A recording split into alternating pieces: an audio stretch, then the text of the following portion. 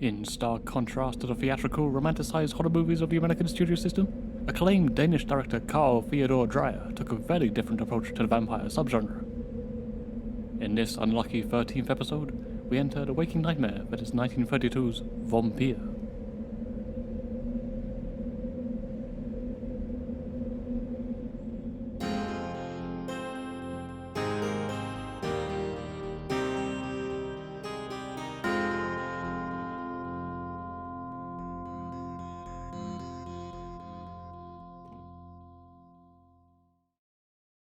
Alan Gray is a man obsessed with the occult.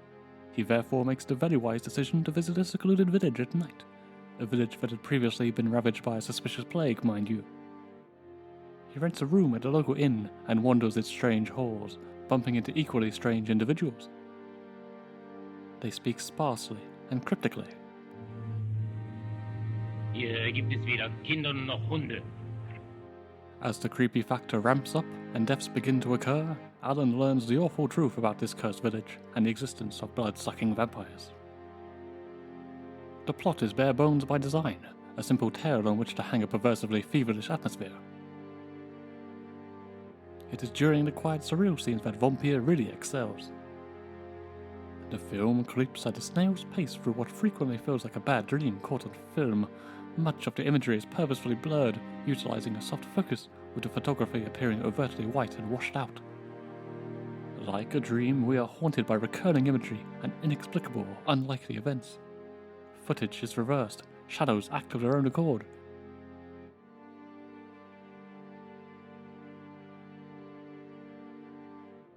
Characters stumble upon their own body in a coffin, before we are placed uncomfortably in POV within said coffin.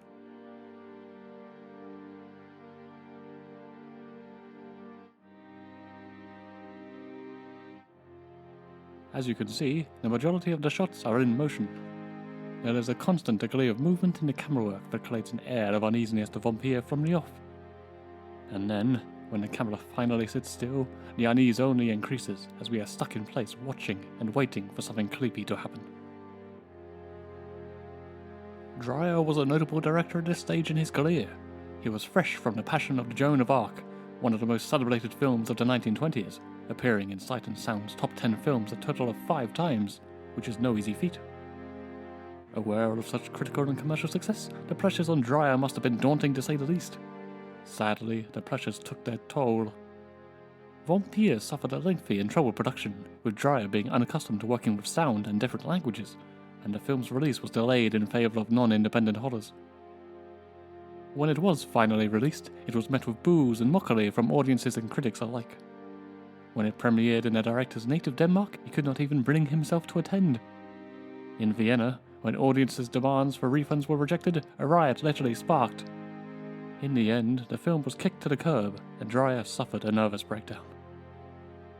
Vampyr has since found its place in horror history.